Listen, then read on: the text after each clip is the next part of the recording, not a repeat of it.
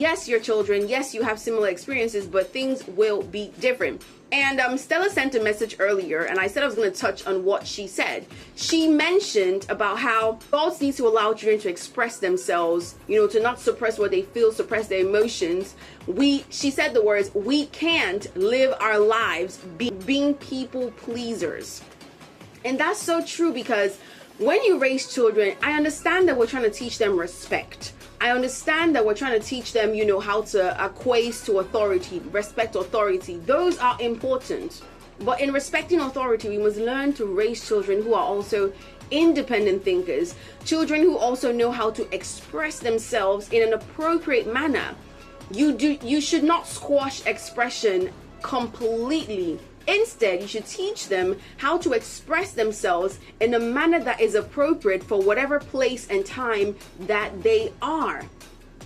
People pleasing is what happens when you raise a generation of children who cannot think for themselves, who cannot say what they think. Even when they do think, they have to keep quiet because, hey, you must respect the adults and you must not offend anybody and you must obey your parents. Yes, we can obey parents, but at the same time, we need to learn to also be able to tell our parents exactly what we feel about certain situations.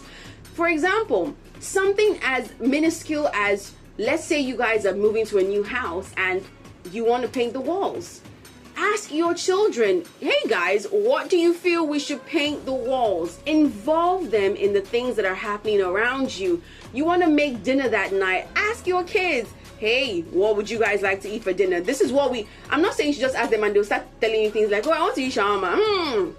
Show them, say, this is what we have in the house right now. These are the things we have. With what we have in the house, what do you think that we can make that all of us as a family will be able to eat? Asking them these things gets them involved and allows them to have critical thinking, because now they're not just throwing out their desires. You've presented them with a condition. We are going to be cooking based on what we have in the house. So obviously nobody can tell you, oh, let's eat shawarma. Do we have shawarma ingredients in the house?